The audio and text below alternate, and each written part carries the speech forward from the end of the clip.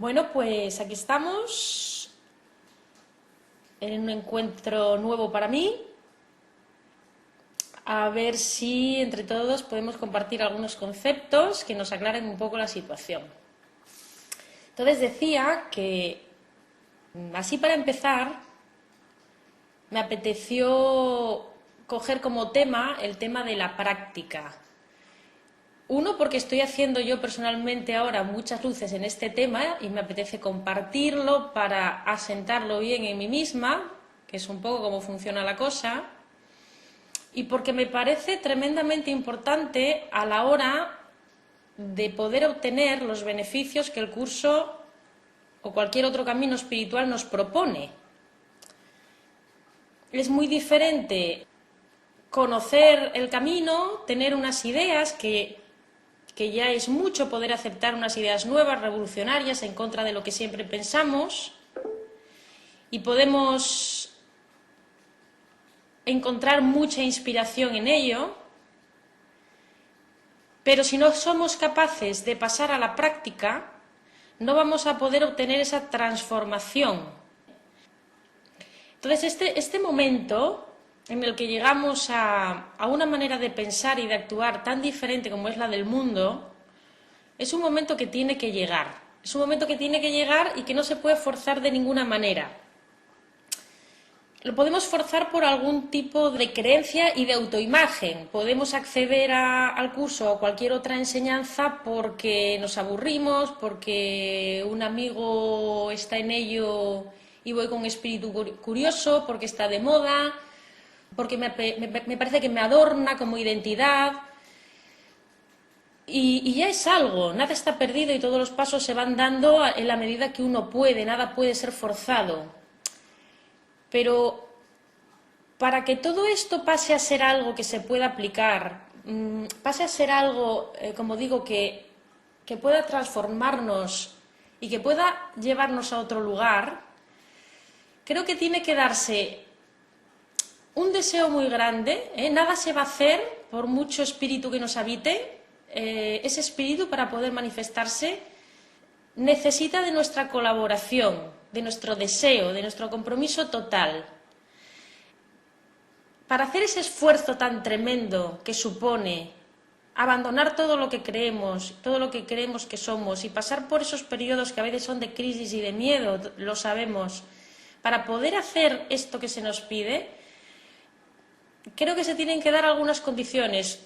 Una es estar suficientemente convencido de que el camino por el que hemos ido siempre no funciona. Algo así como estar suficientemente hartos de meternos una y otra vez a perseguir cosas que parece que nos van a dar la felicidad y que finalmente nos dejan en un callejón sin salida. Necesitamos haber probado esto suficientes veces, las suficientes veces, como para convencernos de seguir otro camino, un camino que no va a ser fácil al principio, porque estamos muy condicionados, muy programados, muy férreamente apegados a esa forma de funcionar. Y además de esta hartura, creo que tiene que haber también, tiene que sumarse a la hartura un cierto recuerdo, que podríamos llamar una cierta confianza, un cierto recuerdo de otra cosa, porque si solo estamos hartos y no intuimos o no recordamos, aunque sea vagamente, que hay otra cosa, pues tampoco será suficiente estar hartos, ¿eh? Entonces podremos ser unos antisistema y unos protestones y unos quejicas, pero no nos pondremos las pilas para buscar algo nuevo. Cuando se da que estamos lo suficientemente hartos y además recordamos, como dicen en la película Matrix, que casi todos hemos visto, pero tiene sus años, y como muchos facilitadores a los que escucho la mencionan, me apeteció este fin de semana pasado volver a verla con el nuevo conocimiento. Y efectivamente se ve de otra manera, os la recomiendo. Entonces posiblemente utilice algunos símiles de la película, porque la tengo reciente. Y uno de ellos es esto, ¿no? Cuando le decía Morfeo a Neo, estás aquí buscando porque tienes la sensación de que hay algo raro en este mundo, algo que no te cuadra, como una especie de astilla que tienes en tu cabeza y que no sabes lo que es, pero te molesta, ¿no? Entonces, cuando se dan todas estas cosas, esta altura y este recuerdo, esta intuición, este famoso tiene que haber de otra manera, donde comienza el curso. Entonces, se nos presentan los medios. Antes de este punto no aparece en nuestra vida algo. En el momento que empezamos a desear y empezamos a creer que es posible, aparece algo. Este algo es un camino espiritual, es decir, un camino en el que vas a buscar en otro lugar diferente al que buscaste hasta ahora. En nuestro caso, este camino nos lo proporciona un curso de milagros. Entonces, este curso de milagros nos hace conscientes de qué es eso que no funciona en este mundo y no nos convence. Nos hace conscientes de por qué no funciona, de qué es este mundo, de quién somos, de cómo funciona nuestra mente. Porque sin este conocimiento no podremos hacer nada. No podremos estar convencidos, tener las agallas luego de hacer lo que se tiene que hacer. Tenemos que tener un entendimiento. Por eso también hay un texto y hay una teoría. Hay una teoría que nos va a dar los cimientos y la solidez para luego practicar. Es decir, nos va a mostrar la puerta, también como dicen en Matrix. Te puedo mostrar la puerta, el curso nos muestra la puerta. Y más aún, cosa que no tienen otros caminos tan exactamente como tiene el curso de milagros, nos da también una ayuda para un año para empezar a cruzar esa puerta, que es el libro de ejercicios.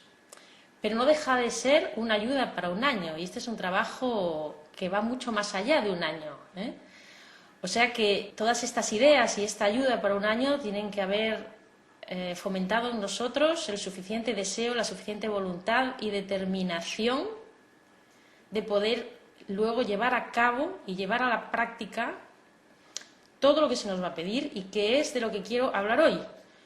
Porque este es el primer paso, la voluntad, la determinación, el compromiso, la certeza de que es posible, de que hay otra manera y de que la que conocemos no nos gusta. Ni siquiera sé cuál es esa otra manera, pero al menos sé que esta no me gusta. Luego, además de toda esa voluntad y esa determinación, vamos a necesitar todas esas ideas que hemos aprendido, las que apoyarnos, un mapa para recorrerlo, porque si no, no sabremos ni por dónde empezar. Y la comprensión, como decía, de qué es este mundo, a qué se debe, de dónde procede y qué está pasando, cómo funciona mi mente. Entonces, hayamos llegado a este punto de buscar un camino espiritual o sigamos perdidos en el mundo creyendo que esta es nuestra realidad, una cosa que nos une a todos es que buscamos todos la felicidad. Todos buscamos la felicidad. La cuestión es si donde la buscamos es un lugar donde podemos encontrar. Si todavía no nos hemos enterado de nada y creemos que somos este cuerpo y esta identidad del mundo, es decir, una identidad basada en una historia personal, basada en el tiempo y en lo que creo ser, es decir, esta falsa identidad a la que llamamos ego, como a mí me gusta llamarlo el impostor, Jorge Lomar lo llama el personaje, el programa. El programa sería el sistema de pensamiento ego, es decir, una programación con la cual funcionamos en este mundo y que es fruto de la separación y del olvido de lo que verdaderamente somos. Esto daría para mucho, pero vamos a no enrollarnos con esto, ¿no? Nos hemos separado de nuestra fuente original porque quisimos probar otra cosa, por lo que fuera. Vamos a ver cómo sería ser otra cosa. Y nos separamos de nuestra fuente original, es decir, de la unidad. Esta es la característica fundamental que va a diferenciar nuestro yo real, nuestra procedencia real, nuestra identidad real, con la identidad falsa del ego. En una somos unidad, estamos unidos con todos los aspectos de la vida, somos coherentes con todos los aspectos de la vida, por lo tanto no hay comparación, no hay competición, los intereses son comunes, porque somos uno. No es algo que tengamos que intentar comprender desde aquí, porque nuestra mente dividida no puede comprender la unidad. Podemos tener atisbos, podemos tener una idea, pero lo más importante, como bien dice el curso en sus comienzos, no es comprender lo incomprensible que es nuestra meta, la cual vamos a ir experimentando poco a poco, sino más bien entender lo que se ha interpuesto entre esa meta y nosotros. O sea, que todo el trabajo va a consistir en un identificar lo falso que se ha interpuesto, y una vez que esto falso se identifica y se desvanece, porque veremos que fundamentalmente se va a desvanecer por el simple hecho de reconocerlo, de mirarlo, de comprenderlo, entonces, una vez quitado esta falsedad, la verdad aparece, esa verdad innombrable que ahora no podemos comprender ni nos importa mucho. Pero la podemos intuir y, como digo, tenemos un recuerdo inconsciente y un deseo de ello. Entonces, una vez que nos hemos separado y que funcionamos con esta falsa identidad, creyendo que este mundo es real, buscamos esa felicidad que decía que buscamos todos, según el plan de este sistema de pensamiento que es el ego. Yo estoy intentando acostumbrarme a hablar del ego no como algo ajeno a nosotros, porque en realidad el ego es una manera, es un programa que una vez instalado en nuestra mente nos dicta por dónde tenemos, cómo tenemos que interpretar las cosas, cómo tenemos que sentir ante ellas, cómo tenemos que resolverlas y dónde encontrar la felicidad. Es un programa que se autosostiene, pero ese programa externo nos influye a nosotros. O sea, una vez que nosotros hemos aceptado ese programa y hemos aceptado sus premisas, somos el ego. No lo somos, pero eso creemos y pasa a ser nuestra experiencia. Entonces, según este punto de vista, según este sistema de pensamiento, y vamos a aclarar que este sistema de pensamiento surge de la carencia tremenda de haber olvidado lo que somos. Al habernos separado de nuestra fuente, hemos olvidado quién somos. Y este olvido hace que tengamos que generar un yo nuevo con el que sostenernos. Por un lado tenemos una falsa identidad, producto de haber olvidado la verdadera, y tenemos que olvidarla, porque si no, no nos hubiéramos separado. Para poder probar otra cosa, tenemos que salirnos de la unidad. Ya no sabemos quién somos. Y fijaros, está olvidado pero no perdido. Esta identidad olvidada viene con nosotros, es un cabo, digamos, que nos acompaña en nuestro viaje de exploración a otra cosa, nos acompaña en nuestro sueño, y es lo que el curso llama el Espíritu Santo. El Espíritu Santo es nuestra verdad olvidada, nuestro guía interno. Y aunque está negado y está olvidado, está con nosotros, en lo que llamamos el inconsciente. Y hay manera de acceder a él, es otra cosa a la que vamos a aprender. Entonces tenemos una identidad olvidada y tenemos otra cosa más que está olvidada y que está negada, que es la culpa que nos genera haber hecho esta trastada de separarnos. Este acto, esta creencia, esta decisión, este sueño, porque en realidad sabemos que no pasó porque no puede pasar nada en contra de la voluntad del origen, en contra de la voluntad de Dios, pero nosotros quisimos experimentarlo, igualmente aunque fuera en un sueño, y porque se nos concedió el libre albedrío, estamos experimentándolo. Sin embargo, a pesar de que se nos concedió el libre albedrío, esto generó en nosotros una culpa, un sentimiento de traición, que es lo último que quisiéramos ver. Es el dolor más grande al que nos podríamos enfrentar, la sensación de haber traicionado a lo que somos, a nuestro creador, a nuestro origen. Entonces, esta es la segunda cosa que vamos a lanzar a nuestro inconsciente. La culpa que nos ocasiona habernos negado. Ya tenemos dos partes en el inconsciente, esto es fundamental. El espíritu, es decir, nuestra verdad olvidada, la luz, el recuerdo de Dios en nosotros, el recuerdo de nuestro origen en nosotros, una mente que todavía no está dañada, una mente que todavía está sana, pero que no es operativa, porque está negada. Y una culpa que procede de ese sentimiento de haber traicionado, que también la relegamos al inconsciente para no verla, porque nos causa demasiado dolor. Esto sería toda la parte de abajo, y me gusta, para entender la mente, contarlo como si fuera un iceberg, ¿no? En donde tenemos una puntita saliendo, una puntita de hielo saliendo por encima del agua, que es lo que ahora nosotros creemos ser, nuestra parte consciente. Esa puntita consciente no deja de ser algo también diferente a nuestra mente uno a nuestra mente original, pero tiene la capacidad de tomar decisiones. Por eso va a ser muy importante para nosotros el consciente, aquello de lo que somos conscientes. Y por debajo de esa consciencia está el inconsciente, que tiene dos pisos. En el piso más enterrado, el espíritu, la luz que somos, nuestra identidad. Y en un piso más arriba, un poquito más cerca del consciente, nuestra culpa reprimida, nuestra culpa inconsciente. Esta culpa inconsciente vamos a intentar librarnos de ella por todos los medios, por eso está en el inconsciente, pero al mismo tiempo el sistema de pensamiento ego la necesita de alguna manera, porque si no tuviéramos ni rastro de culpa inconsciente, directamente volveríamos a nuestro origen, ¿no? Entonces, hay un mecanismo que consiste en colocar esa culpa inconsciente por lo que nosotros creímos que hicimos afuera, en lo que parecen ser los otros.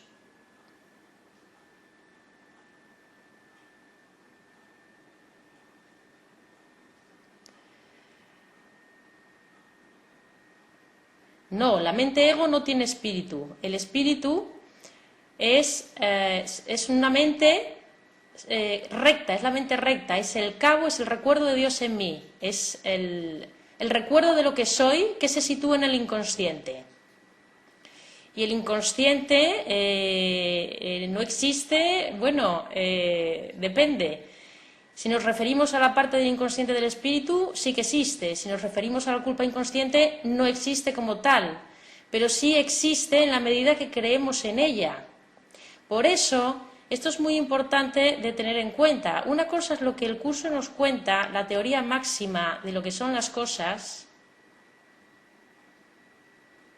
El origen de la culpa inconsciente es el sentimiento de traición que se genera por la creencia de habernos separado del origen. Es como explica la parábola del hijo pródigo, tiene que ver con... es una parábola que nos explica esto, ¿no? Como un hijo se va de su casa, de su padre, aun teniéndolo todo, como un impulso adolescente, porque quiere probar suerte por sí mismo, quiere probar lo que sería ser independiente. Dilapida la fortuna de su padre y luego no se atreve a volver porque cree que va a ser castigado. Esa creencia en que va a ser castigado es lo que constituye el temor de Dios. Y en realidad es el efecto de la proyección, es decir, lo que creo que Dios me va a hacer a mí en venganza por lo que hice, es lo que creo que los demás me están haciendo a mí. Es lo que yo le coloco a los demás en el mundo para librarme de mi culpa inconsciente, pero, asimismo, para garantizar que nunca me libro de ella, porque dado que el otro soy yo, dado que somos uno, culpar fuera lo único que está haciendo finalmente es reforzar la culpa en mi propia mente. Es decir, de primeras parece que me alivia, y esta es la compulsión de juzgar y de culpar que tenemos, porque tenemos esta compulsión de culpar a lo que parece que está fuera, porque momentáneamente nos da a nosotros permiso para ser inocentes, nos hace momentáneamente sentirnos inocentes, y esto crea un cierto alivio. Pero es un cierto alivio que es lo suficiente para seguir alimentando este sistema de pensamiento y que no nos suicidemos, o que no nos desesperemos tanto que finalmente encontremos la verdad, pero que garantiza que nunca nos libremos de la culpa, porque al colocarla fuera y comprender que lo de fuera es uno con nosotros, culpar fuera refuerza la culpa en nuestra propia mente.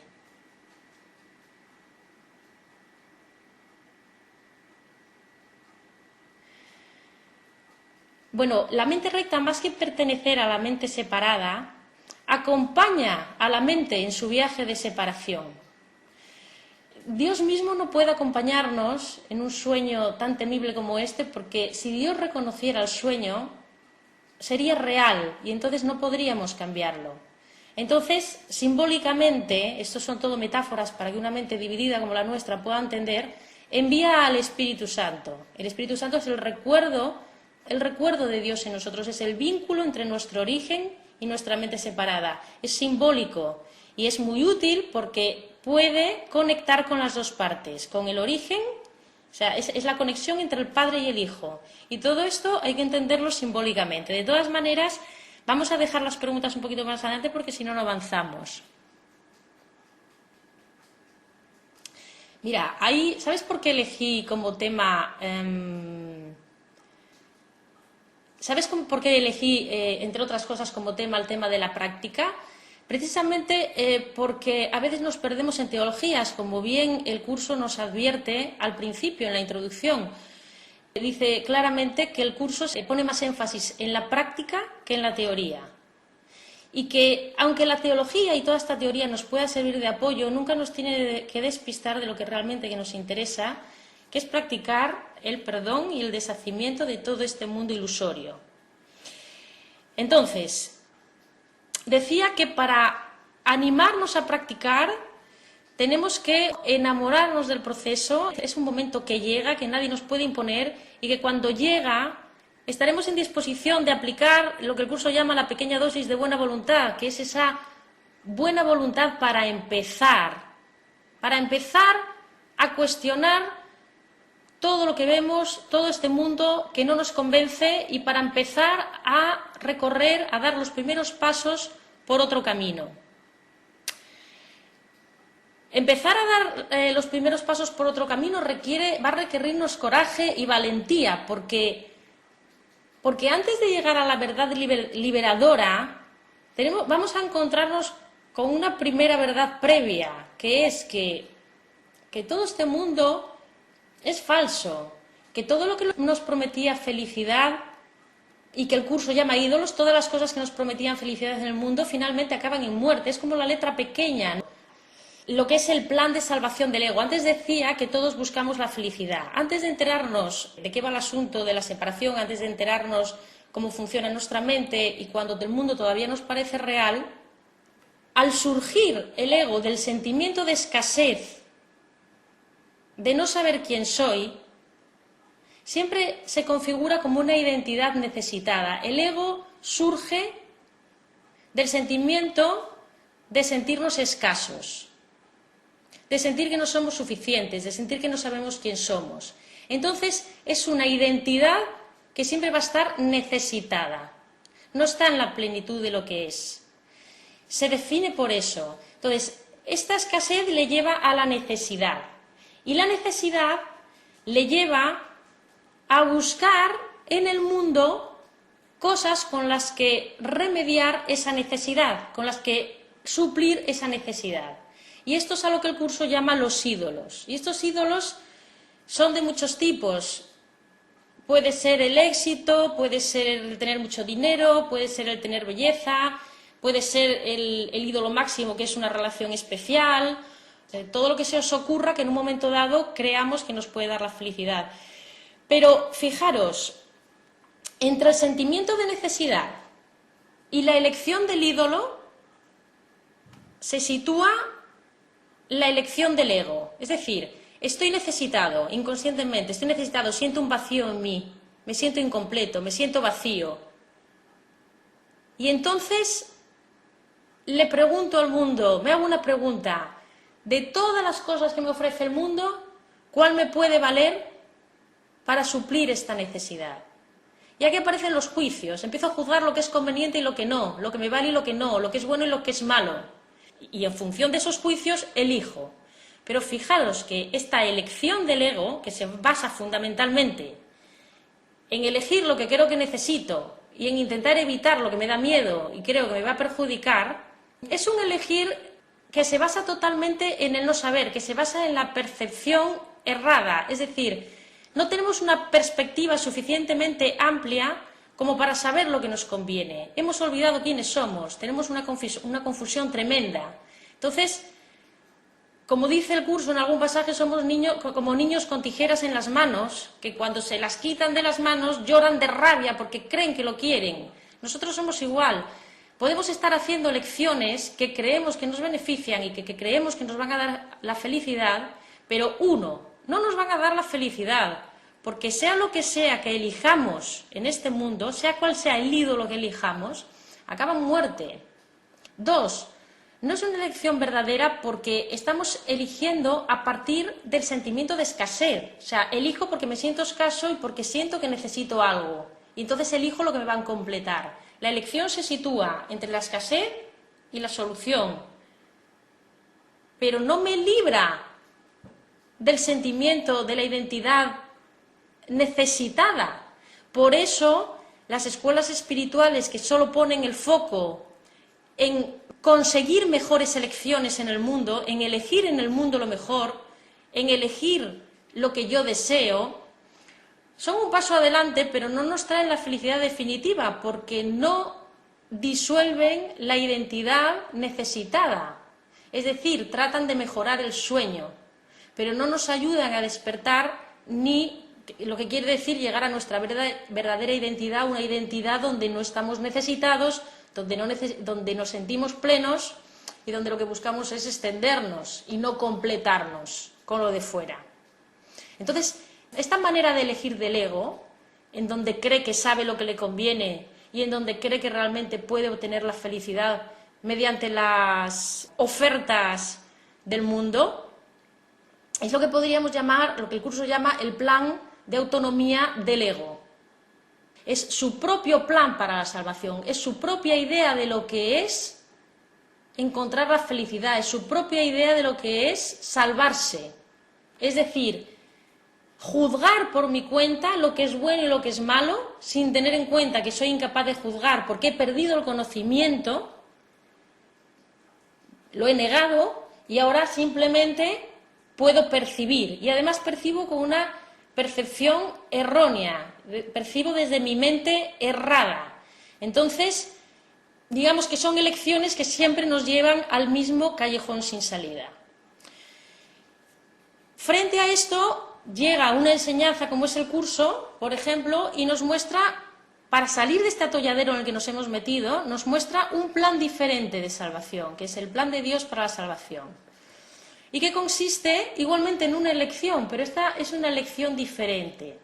Ya no es voy a elegir entre los ídolos del mundo, entre las ilusiones del mundo, cuál es la que más me conviene después de haber juzgado lo que necesito, sino que ahora la elección pasa a ser otra. La elección es ¿cómo puedo hacer para poder sentirme feliz y poder sentir paz con sea lo que sea que me esté pasando? La elección ya no es entre las diferentes ilusiones, es entre la ilusión y la verdad. Ya estoy empantanado en el sufrimiento, ya estoy metido en este mundo. Si yo pudiera elegir con el espíritu desde el primer momento, no tendría ningún problema. El problema es que no podemos elegir todavía en los primeros pasos directamente con el espíritu, porque estamos totalmente automatizados a las decisiones del ego, a pensar con el ego, a percibir con el ego, a tomar decisiones de lo que nos conviene y no con él. Dicho esto, vamos a pasar a ver cuál es el plan que nos propone el curso para la salvación por contra de este plan del ego de elegir entre las diferentes ilusiones y de sentir que se tiene que valer por sí mismo para todo y que él es el encargado de autosostenerse en todo, es el encargado de cuidar de sí mismo. Ahora vamos a ver cuál es el plan alternativo. Bueno, veo aquí que hay opiniones diferentes, es normal, yo en mi comprensión os cuento lo que os cuento, es posible que no todos estemos de acuerdo, pero vamos a intentar no pelear, sino simplemente si sobre esto hay alguna pregunta que nos podamos aclarar, porque sí todos podemos opinar diferente y no acabaríamos nunca. Entonces, el plan de la salvación que Dios nos propone es otro. Es un plan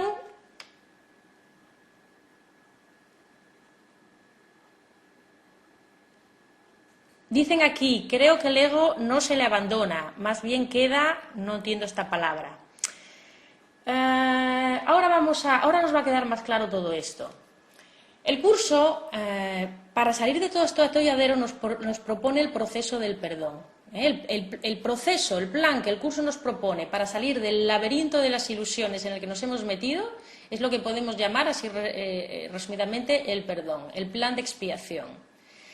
El curso define este plan de...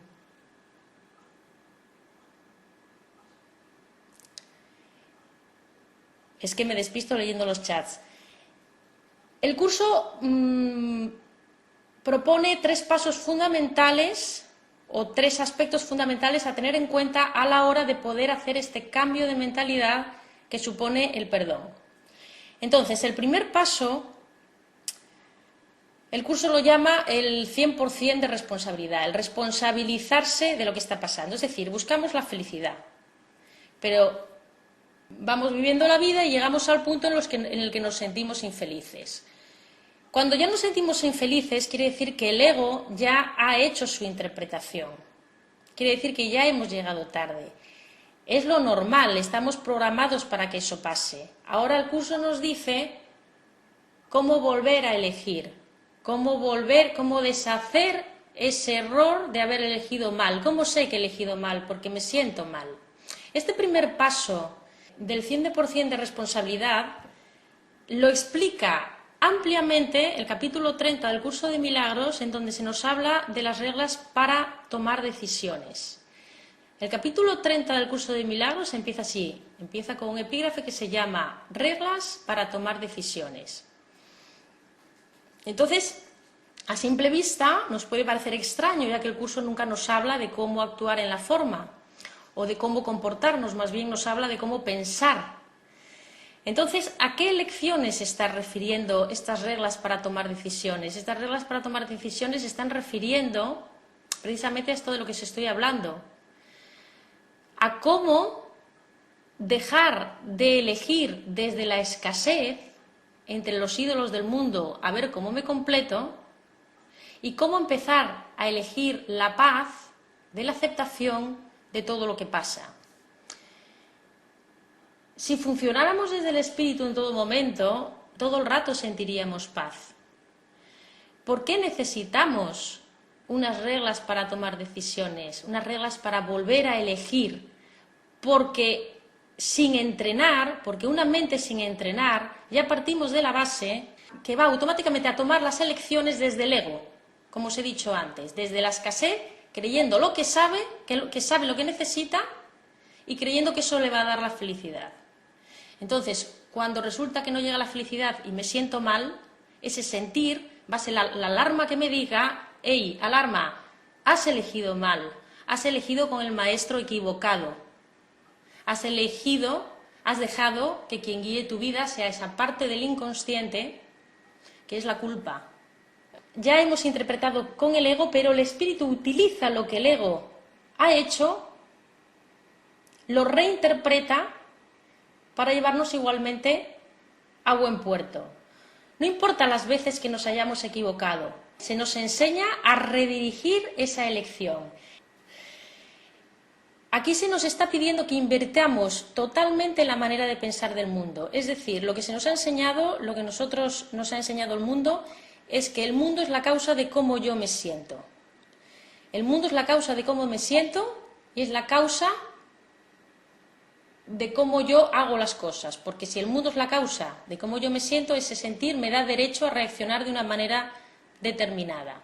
Ahora llega el curso y nos invierte totalmente la causa-efecto y nos dice que el mundo no es la causa de cómo tú te sientes y de lo que a ti te pasa, sino más bien que lo que tú crees, lo que tú sientes y lo que pasa por tu mente es la causa de lo que pasa en el mundo. Es decir, que el mundo es el efecto de una causa que está en tu mente. Yo ya no soy la víctima de lo que pasa afuera. Yo soy la causa de lo que pasa afuera. Entonces, claro, para poder aceptar esto, tenemos que haber llegado a este punto que os decía al principio, porque si no esto nos va a parecer inaceptable. Hay mucha gente que no está preparada para aceptar esto y hay mucha gente que incluso está dispuesta a defender con uñas y dientes que es el mundo el causante de lo que les pasa, porque esto nos permite ser víctimas y nos evita precisamente este primer paso del perdón, que es el de la responsabilidad de asumir que cómo yo me siento, lo que pasa en el mundo, cómo yo me siento, que es lo mismo, porque en realidad lo que nos hace sufrir no es lo que pasa en el mundo, sino cómo yo lo interpreto, se debe a mi programación, a las causas que están en mi mente. Entonces, claro, esto me coloca automáticamente en el poder de cambiar las cosas. 1, me indica dónde está la causa de mi sufrimiento. Y 2, me da el poder de poder hacer algo. No estoy atrapado en el mundo que veo porque sus causas pueden cambiar. Entonces, este primer paso del perdón es una disponibilidad por mi parte. Fijaros que en ningún momento se nos está pidiendo un resultado, porque finalmente el perdón es algo que se va a hacer solo con que nosotros estemos dispuestos, estemos en disponibilidad, estemos con la buena voluntad de cuestionarnos un par de cosas. Y la primera cosa que se nos pide cuestionar es la causa de nuestro sufrimiento. Eso hace que automáticamente el foco pase de estar apuntando afuera, buscando un culpable, a dentro. Ahora soy yo la causa de lo que me está pasando.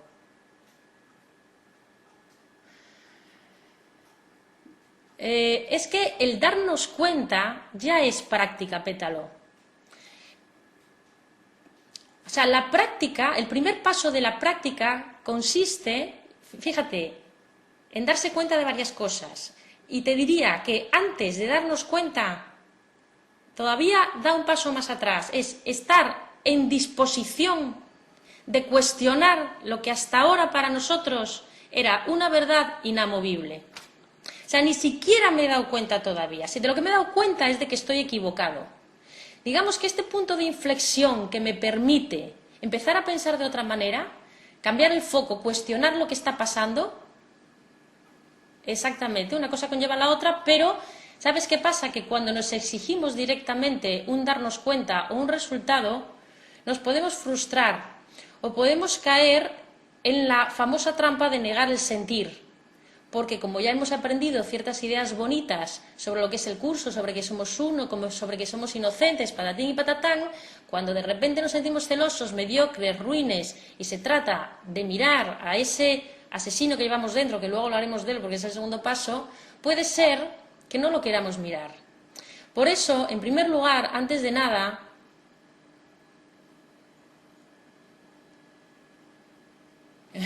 no te entiendo. Por eso, en primer lugar, se nos pide esa pequeña dosis de buena voluntad para cuestionar nuestras creencias. Y cuestionar nuestras creencias es pasar precisamente de esto que os decía antes, de pasar de creer que el mundo es la causa de mi malestar a pasar a creer que mis pensamientos, mis creencias son la causa de mi malestar. Gracias a ti. Entonces, cuando yo soy capaz de cuestionar mis creencias del momento, es decir, de cuestionar que la causa está fuera, que los demás me están haciendo algo, que el mundo es la causa de mi sufrimiento, cuando yo... ¿Y por qué llego por qué me convenzo, por qué llego al punto de poder cuestionar esto? Porque no estoy en paz, porque estoy sufriendo. Entonces digo, pues quizá esté equivocado. Es un punto de humildad en el que suelto mis razones, porque mis razones hasta ahora no me han llevado más que a un callejón sin salida. Y entonces empiezo a explorar en otra dirección, en otro lugar, en otro sentido. Y esto ya es la responsabilidad, esto ya es empezar a darse cuenta de las cosas. Es la primera toma de conciencia. La primera toma de conciencia es la causa está en mí, y gracias a que está en mí, la puedo cambiar. Porque si estuviera en el otro, no podría cambiarla. Entonces sí que sería una víctima ya irremediable. Por eso, después del primer resquemor de tener que reconocer que yo soy la causa de lo que me pasa, tenemos que llegar a la alegría de reconocer que yo soy la causa de lo que me pasa, porque gracias a mi voluntad, gracias a mi determinación y gracias al gran aliado que tengo, voy a poder cambiar las cosas. Entonces, si la causa está en mi mente inconsciente, y esa mente inconsciente tiene dos partes, la luz y la sombra, y ahora me siento mal, quiere decir que yo ya he elegido interpretar con la sombra, yo ya he elegido interpretar con el ego. Entonces, esto es lo que nos explica en el capítulo 30, en las reglas para tomar decisiones, se me dan los medios, os recomiendo que lo leáis, se nos dan los medios para volver a elegir.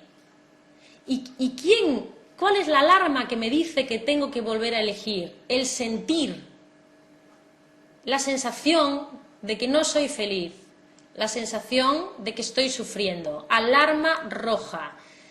reconocer ese sentir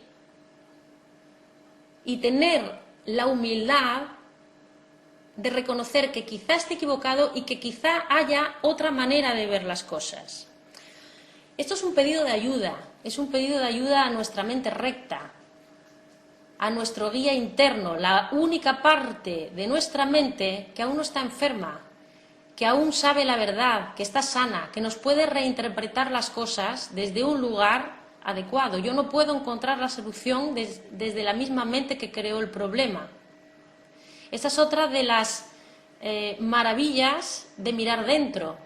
No solo darte cuenta de que tú eres responsable y por tanto tienes el poder de cambiar, sino que dentro no solo está la causa, sino que también está la solución.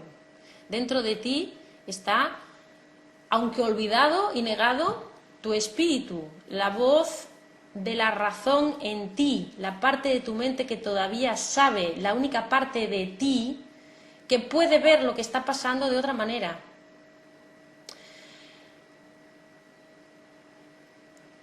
Esto parece muy fácil en la teoría, pero es muy complicado en la práctica, como muchos ya nos habremos dado cuenta. Porque, ¿qué pasa en la práctica? Que vale, yo me doy cuenta de que me estoy sintiendo mal, he leído que se lo tengo que entregar al espíritu y que el espíritu me hará que me sienta bien. Esto es un poco así dicho por encima, ¿no? Entonces yo me siento mal y digo, por favor, esto es una percepción errónea, yo quiero ver de otra manera. Es decir, estamos pidiendo ayuda, creemos que estamos pidiendo ayuda, pero queremos ver de otra manera cuando ya hemos juzgado la situación. Estamos pidiendo ayuda cuando ya hemos juzgado la situación. Es decir, que si yo estoy viviendo, por ejemplo, una situación en la que no tengo trabajo, por poner un ejemplo, y yo ya he juzgado el no tener trabajo como algo desfavorable, es decir, si yo ya desde mi escasez, desde mi sentimiento de necesidad, desde mi miedo, desde mi sensación de insuficiencia, de ser que merece ser castigado, me encuentro con una situación de no tener trabajo, si eso me hace sufrir es porque automáticamente yo he juzgado el no tener trabajo con mi percepción estrecha y errada del ego, como algo desfavorable. Si yo ya he juzgado lo que es favorable y lo que es desfavorable, si yo ya he decidido cuáles son las razones que me van a dar la felicidad, por mucho que yo, una vez de haber juzgado eso, pida verlo de otra manera, la respuesta me va a dar miedo, porque si la respuesta es acepta esta situación y yo ya la he juzgado como mala, ¿cómo la voy a aceptar? Entonces, la trampa fundamental aquí, la clave aquí para poder invitar a hacer esta alianza con el espíritu, con la parte de mi mente que me puede hacer ver las cosas de otra manera,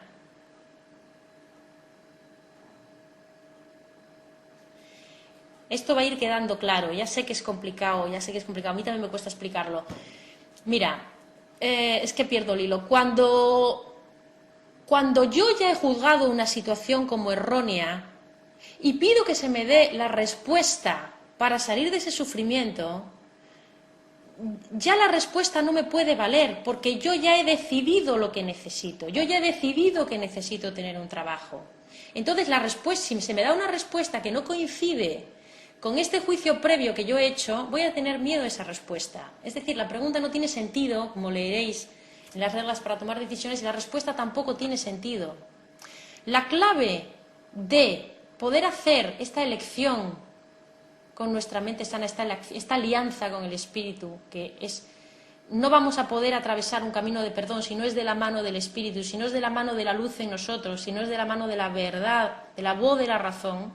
Para poder hacer esta alianza, que al final esta responsabilidad y este mirar adentro y este responsabilizarme de las causas, es una invitación a hacer una alianza con otra parte de mi mente, con el espíritu.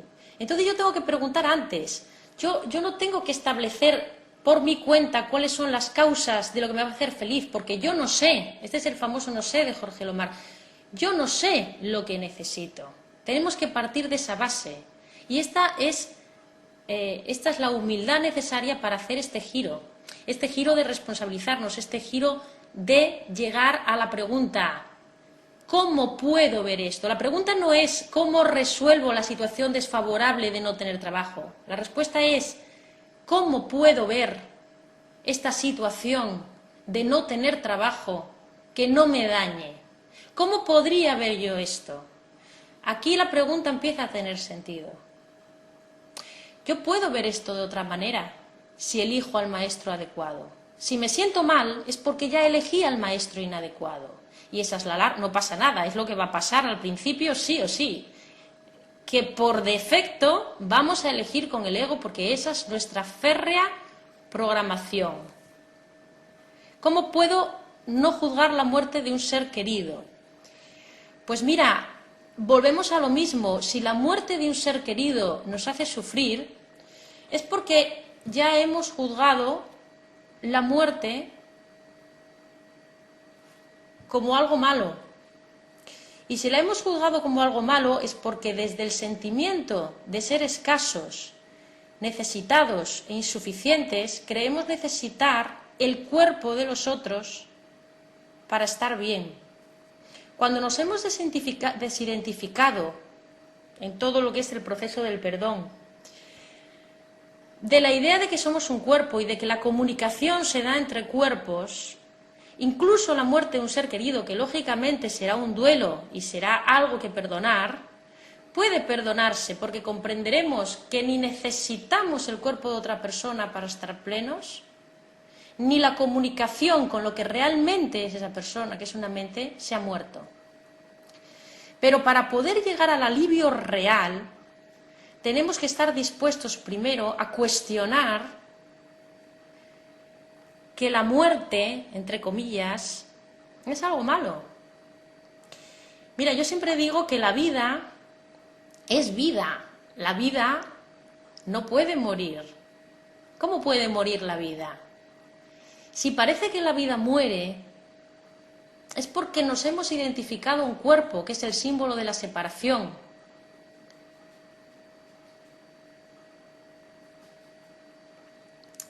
Si el cuerpo parece morir, quiere decir que no es el cuerpo la sede de la vida. Eso no quita que mientras estemos en la ilusión y mientras todavía creemos que somos cuerpos, por una cosa siempre nos movemos entre dos mundos. Lo que sabemos y el curso nos cuenta, que es el ideal, aquello hacia donde vamos, somos uno, la muerte no existe, somos amor, somos inocentes, esto sabemos que es así, nos lo han contado, lo recordamos, lo intuimos, pero la verdad, si queremos avanzar, es que no estamos ahí. La verdad es que seguimos creyendo que somos cuerpos, porque ahora sí nos llena la boca de decir que no somos cuerpo, patatín y patatán, pero luego nosotros acabamos la charla, nos vamos a cenar y nos vamos a dormir. Sí, no lo somos. Esta es la enseñanza no dual, pero si necesitamos la enseñanza del curso es porque no estamos ahí. Entonces, si no reconocemos el lugar en el que estamos para avanzar desde ahí, nos estaremos engañando. El despertar se va haciendo capa por capa, nivel por nivel, de abajo hacia arriba. Estamos muy lejos de estar totalmente desidentificados del cuerpo que somos. Entonces, por eso no se nos pide ya la paz, por eso no se nos pide ya ver inocencia donde no la hay, por eso no se nos pide ya sentir paz ante la muerte de un ser querido cuando todavía no la sentimos, porque eso sería empezar la casa por el tejado. ¿Qué se nos pide? La buena voluntad de poner en cuestión aquello que pensamos que es tan real. Esa buena voluntad de poner en cuestión hace que nuestras resistencias bajen, podamos soltar un poquito nuestras razones de manera que podamos estar receptivos a otra manera de ver. Todavía no estamos seguros, todavía no tenemos certeza, todavía no nos sentimos inocentes, pero empezamos a situarnos en un papel de receptividad, en un papel de humildad suficiente como para recibir una respuesta nueva. ¿Y por qué necesito una respuesta nueva? Porque me siento mal. Y eso es señal de que he elegido mal. ¿Entendemos este primer paso? Todo sería muy sencillo si ya estuviéramos ahí, pero la cuestión es que no estamos ahí. y por defecto automáticamente elegimos con el ego. Elegir con el ego es seguir nuestro propio plan para la salvación, es decir, hacer la elección entre las cosas del mundo, entre las diferentes falsedades. ¿Cuál de todas estas ilusiones me conviene más? Esta es la pregunta que hacemos y que nos hemos respondido nosotros mismos. Una vez que nosotros hemos decidido lo que nos hace bien y lo que nos hace mal, ¿cómo vamos a aceptar una respuesta diferente? La pregunta va antes. La pregunta es, ¿cómo puedo ver yo esto que ya he decidido que es malo porque me siento mal de otra manera? El ego exige respuestas. Sí, exige respuestas en base a sus propios planteamientos. Cuando el ego empieza a resquebrajarse, cuando empezamos a ser un poco humildes, exactamente, cuando empezamos a entrar en la humildad, este punto de inflexión que supone el primer paso del perdón, empezamos a no exigir ya la respuesta a nuestros deseos, sino que nos empezamos a plantear si realmente sabemos lo que necesitamos y sabemos lo que deseamos. Empezamos a darnos cuenta de que no tenemos ni idea de lo que deseamos. O sea, no tenemos sí podemos saber lo que deseamos, pero no tenemos ni idea de cuál es nuestra voluntad. No sabemos lo que nos hace bien y lo que nos hace mal porque no sabemos quién somos. Y como niños con tijeras podríamos estar eligiendo lo que creemos que nos hace bien sin darnos cuenta que a lo mejor es lo que más daño nos haría. Exactamente. Además, nunca se llena. ¿Por qué nunca se llena? Fijaros, imaginaros un esquema en que tenemos escasez, a continuación necesidad. La escasez nos lleva a la necesidad. La necesidad a la sensación de que tengo que encontrar un ídolo, una ilusión que me llene esa necesidad.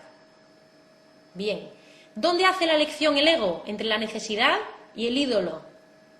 Por eso nunca se puede llenar, porque nunca abandona la identidad necesitada. Entonces siempre va a necesitar más, siempre va a necesitar más, siempre va a necesitar más, y finalmente, tal y como ve el ego, el destino final, por bien que le vayan las cosas, por mucho que consiga todo lo que creía necesitar, el destino final es la muerte, lo que él cree que es la muerte. Entonces, o nos identificamos a otra cosa, si no salimos de la manera de ver del ego y de la identificación con el cuerpo, el destino final es la muerte. ¿Por qué? Porque creemos ser un cuerpo y el cuerpo muere. No sé si me he saltado alguna pregunta. Vale, tengo muy claro que no somos este cuerpo. El problema es el sentimiento de sentirme culpable por su muerte. Bueno, la culpabilidad es la gran baza del ego. Es decir, en este primer paso en el que se nos pide que seamos responsables, claro, el ego va a intentar por todos los medios que esta responsabilidad, que esta toma de conciencia se convierta en una culpabilidad. Ah, que no puedo culpar fuera, pues entonces la culpable soy yo. No sé las circunstancias por las que te puedes sentir culpable por la muerte de alguien, pero voy a poner un ejemplo. Imagínate que tenemos un accidente de coche y yo era la conductora y una persona muere. Yo puedo sentirme culpable de la muerte de esa persona.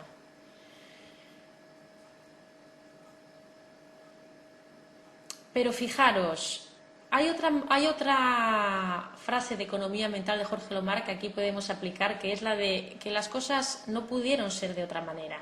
Es decir, mira, yo tenía apuntada hoy una frase que puede hacernos un poco de luz en esto.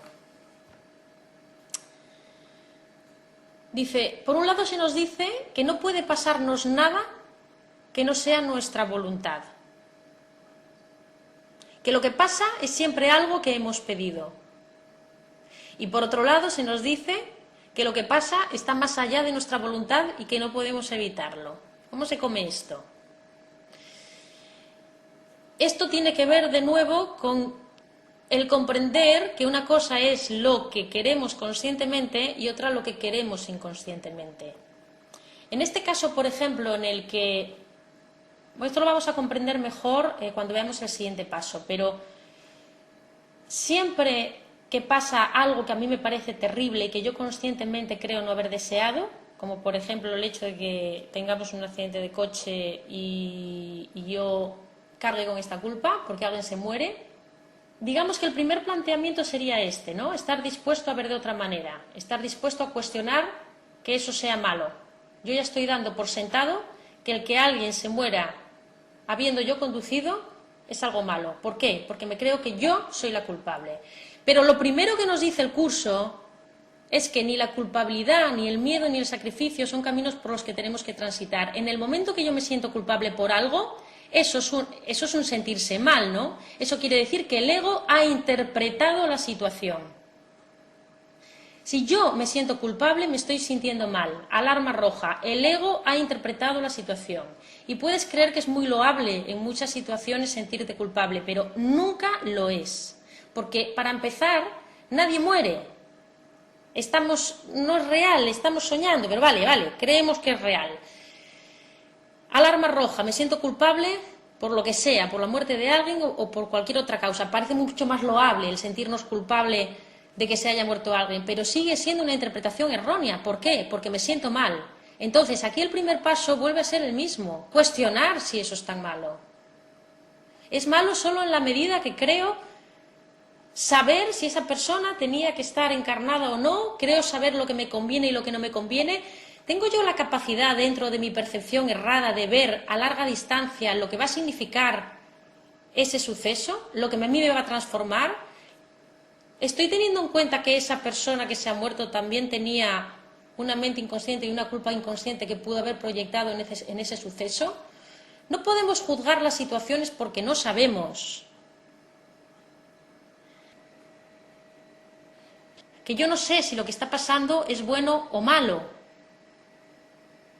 Yo no puedo juzgar lo que me está pasando es malo y ahora dame ayuda para ver esto de otra manera. No, la ayuda es para no juzgar la situación como mala, para poder ver lo que está pasando de manera favorable, porque aunque lo haya creado el ego, siempre puedo apelar al espíritu para que me lo reinterprete.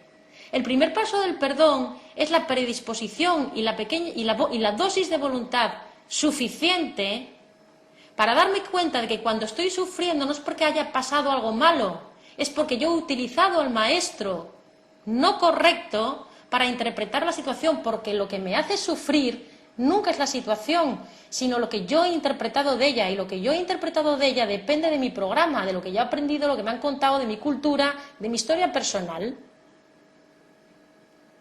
Dice Germán,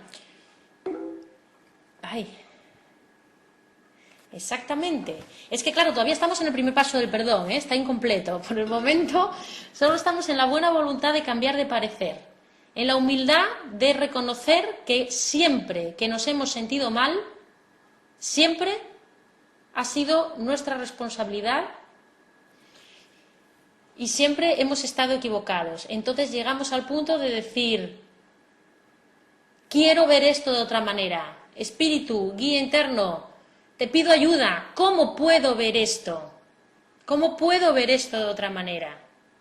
Y ver esto de otra manera quiere decir que el foco ya no está fuera, que renuncio a la explicación que el ego me da de lo que ha pasado, que renuncio a las opciones que el ego me da de remediar lo que yo creo que ha pasado.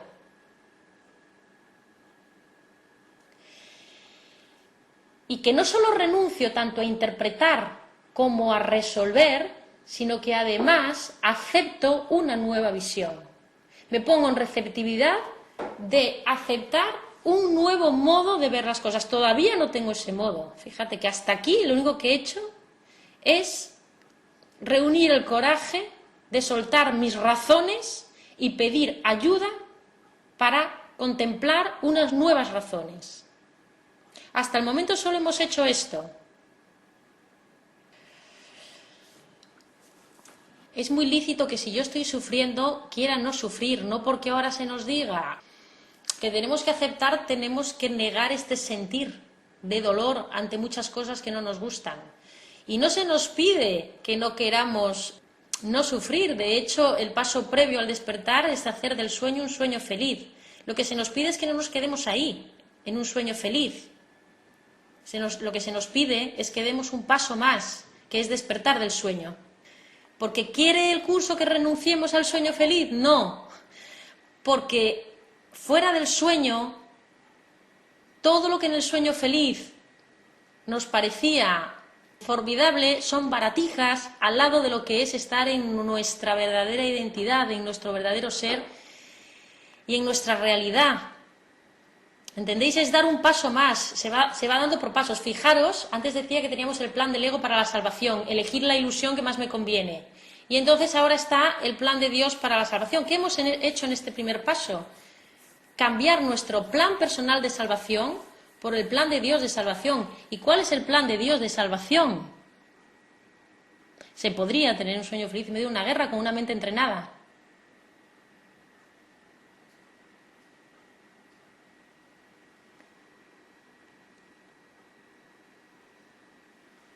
El cambio es quien considera que el cambio que los demás quieren hacer lo hacen consigo mismo. Sí, bueno, el ego considera que son los demás, no sé si a esto te refieres, son los demás los que tienen que cambiar para que yo me sienta bien. Pero eso ya procede de un sentimiento de escasez. Creer que el otro tiene que cambiar para que yo me sienta bien quiere decir que yo no estoy en mi plenitud, quiere decir que sigo en mi identidad dependiente. ¡Ay! No, me estoy volviendo loca con tantos estímulos. Seguimos.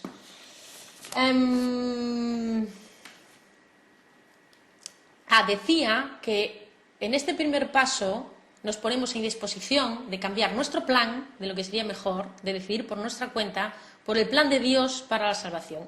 ¿Y en qué consiste, muy resumidamente, el plan de Dios? Hay un momento en el curso que dice, la salvación no es otra cosa que mentalidad recta. Es decir, una vez que nos hemos separado, percibimos el mundo desde una percepción totalmente distorsionada. Percibimos lo que está en nuestra mente, lo que queremos ver. A través del proceso del perdón, hacemos un puente que pasa de esta mentalidad cerrada a la mentalidad recta o percepción sanada. Es decir, que de la mentalidad errónea o percepción errada pasamos a la mentalidad recta o percepción real. Fijaros que esta sigue siendo, esta percepción real y esta mente recta, sigue siendo ilusión, sigue siendo sueño. ¿Cuál es la diferencia? Que es un sueño en el que ya no estoy proyectando mi culpa. Es un sueño en donde el perdón se ha consumado y en donde la luz ha invadido mi mente inconsciente, con lo cual yo estoy en condiciones de reconocer mi inocencia y por lo tanto solo proyecto inocencia. O sea, la diferencia entre la mente errónea y la mente recta es que entre ellas ha habido un proceso del perdón en el que yo he logrado reconocer mi inocencia. Ese es el sueño feliz, pero no es todavía el paso final.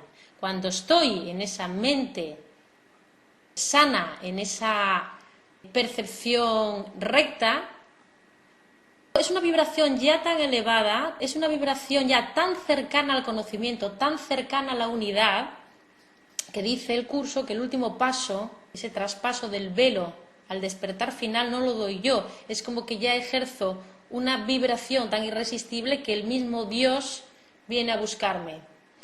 El último paso sería no la mente recta o la percepción sanada, sino la mente uno, que ya no tiene que ver con la percepción, sino con el conocimiento.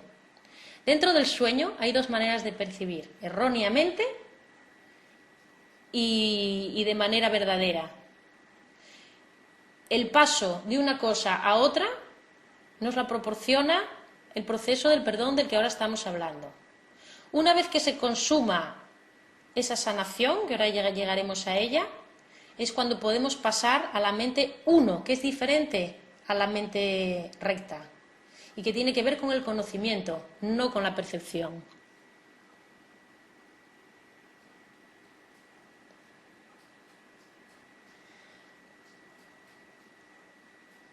Vale, bueno, me están diciendo, porque pensábamos que íbamos a tener 2 horas hasta las 10 para finalizar esta charla, y resulta que nos equivocamos y tenemos que acabar porque hay otra persona que estaba programada para dar la lección del día. Entonces, bueno, nos hemos quedado a medias. Quizá mejor porque así podemos meditar en lo que se ha dicho hoy y si os parece y si os apetece, podemos continuar otro día. No nos sentimos culpables de que esto haya pasado, claro que no. Además, ¿qué sabemos nosotros si esto es bueno o es malo? Bueno, para sentirnos culpables deberíamos haber ya juzgado la situación como mala. Nada, cortamos porque ya nos hemos salido del tiempo y muchas gracias por estar aquí. Estoy un poco aturdida con tanto mensaje y tanta cosa y ya veremos, ya os enteraréis por Facebook de cuándo volvemos a quedar, ¿vale? Un besito, chao. Me salgo.